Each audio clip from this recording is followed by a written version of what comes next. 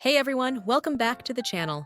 I'm really excited about today's video because we're diving into something that literally everyone asks me about, which foods actually help with weight loss and aren't just marketing hype. Look, I get it. You've probably seen a million miracle foods that promise to melt fat overnight. And honestly, most of them are complete nonsense. But today I'm bringing you 5 foods that have actual scientific research backing them up. We're talking peer-reviewed studies, clinical trials, the real deal. I'm going to tell you exactly what makes these foods special, the science behind why they work, when and how to eat them for maximum benefit. And yes, I'll also give you the honest truth about any potential downsides, because I believe in keeping it real with you guys. So grab a coffee, settle in, and let's get into it. All right, let's start with something that might surprise you: green tea. Now, I know what you're thinking. Really? Tea? But hear me out, because the science on this is actually incredible.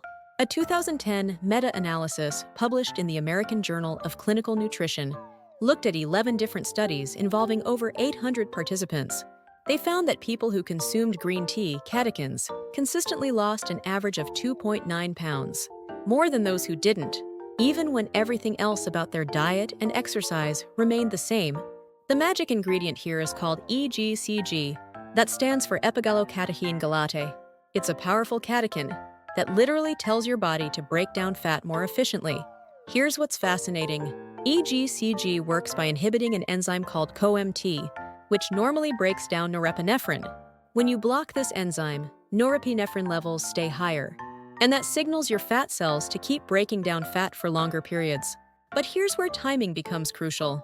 A 2008 study in the Journal of Nutrition found that drinking green tea 30 minutes before exercise increased fat oxidation by 17%, compared to drinking it at other times. So if you're planning a workout, have your green tea about half an hour before you start. Now for the preparation, this is where most people mess up. You want to use water that's around 175 Fahrenheit, not boiling water, because excessive heat destroys those precious catechins. Steep for about 3 minutes and aim for 2 to 3 cups throughout the day. The caution here is pretty important though. Green tea contains caffeine, about 25 to 50 milligram per cup. If you're sensitive to caffeine or have anxiety issues, start with just 1 cup in the morning. Also, the tannins can interfere with iron absorption, so avoid drinking it with meals if you're prone to iron deficiency. Next up, let's talk about eggs, and I'm going to blow your mind with some research that completely changed how I think about breakfast. There's this incredible study from the International Journal of Obesity that followed 152 overweight adults for 8 weeks. Half ate a bagel breakfast, half ate an egg breakfast. Same calories, same everything. The egg group lost 65% more weight and had a 34% greater reduction in waist circumference. 65% more weight loss from just switching your breakfast. What makes eggs so special? It's all about the protein quality and something called leucine. Eggs contain all 9 essential amino acids in perfect proportions. That's what we call a complete protein. But leucine is the real star here. This amino acid triggers muscle protein synthesis and tells your body to preserve lean muscle mass while you're in a caloric deficit. Here's something really cool. A 2013 study in the American Journal of Clinical Nutrition showed that eating eggs for breakfast increased satiety hormones like GLP-1 and PYY, while decreasing ghrelin, your hunger hormone. Participants who had eggs for breakfast consumed 400 fewer calories throughout the rest of the day without even trying. The best way to eat eggs? Whole eggs, not just whites. I know, we went through that phase where everyone was terrified of egg yolks, but the yolk contains choline, which helps with fat metabolism, and healthy fats that actually help you absorb fat-soluble vitamins better. Timing-wise, eggs are perfect for breakfast or as a post-workout meal. The high-quality protein helps with muscle recovery and keeps you satisfied for hours. Now, the cautions. If you have familial hypercholesterolemia or severe cardiovascular disease, you should definitely consult your doctor about egg consumption. But for the average healthy person, the 2015 Dietary Guidelines finally acknowledged that dietary cholesterol isn't the villain we thought it was. Okay, let's tackle the avocado controversy head-on. Yes, avocados are high in calories, about 320 calories per avocado. But before you write them off, let me share some research that might change your mind. The secret is in the fat composition. About 77% of the fat in avocados is oleic acid, a monounsaturated fat that has been shown to reduce inflammation and have beneficial effects on genes linked to cancer. But here's what's really interesting for weight loss. Oleic acid helps trigger the release of hormones in your small intestine that tell your brain you're full. Avocados also pack 10 grams of fiber per cup, which is about 40% of your daily fiber needs. This fiber slows digestion, stabilizes blood sugar, and feeds the beneficial bacteria in your gut. A 2019 study in nutrients found that people with higher avocado consumption had lower BMIs and smaller waist circumferences. The key to eating avocados for weight loss is portion control and timing. Stick to about half an avocado per day, and try to eat it with your largest meal of the day. The healthy fats will help slow digestion and keep you satisfied longer. One important caution: avocados are high in potassium, which is usually great. But if you're on certain medications like ACE inhibitors or have kidney problems, that much potassium could be problematic. Always check with your healthcare provider if you're on medications. Now let's talk about Greek yogurt. But not all Greek yogurts are created equal, and I'll explain why that matters in a second. A 2014 study in the journal Food and Function compared regular yogurt to Greek yogurt consumption over 12 weeks.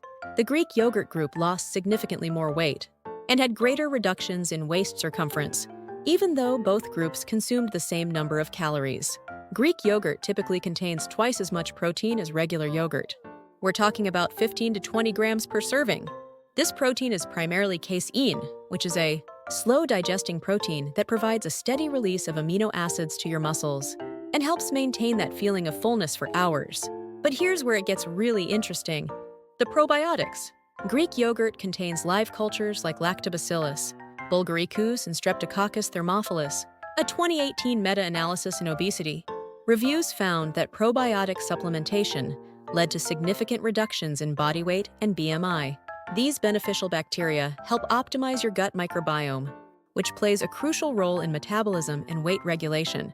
The best time to eat Greek yogurt is either as part of your breakfast or as a post-workout snack. The combination of protein and probiotics makes it perfect for muscle recovery and gut health. Try to pair it with some berries for added antioxidants and fiber. Here's the crucial part: you absolutely must choose plain, unsweetened Greek yogurt.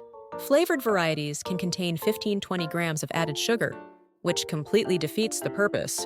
If you need sweetness, add fresh fruit or a drizzle of honey. The main caution with Greek yogurt is for people with lactose intolerance. While Greek yogurt contains less lactose than regular yogurt due to the straining process, it's not completely lactose-free. If you're sensitive, start with small amounts or look for lactose-free versions. Finally, let's talk about salmon. And I'm going to share some research that shows why the type of fat you eat might be more important than how much fat you eat.